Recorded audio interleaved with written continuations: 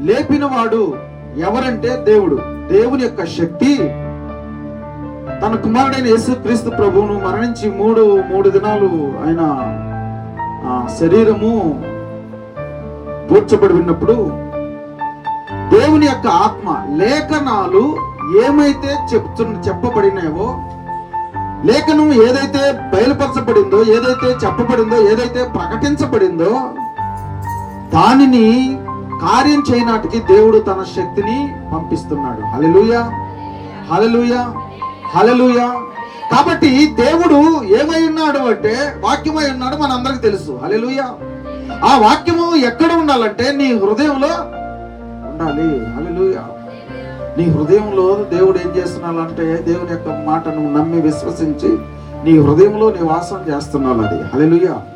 అది నివాసం చేస్తుంటే దేవుడు కూడా యేసుక్రీస్తు ప్రభు ఎక్కడ నివాసం చేస్తున్నాడంటే పాతాళంలో నివాసం చేస్తున్నాడు. దేహం అంతా మృతతుల్యమైంది. హల్లెలూయా.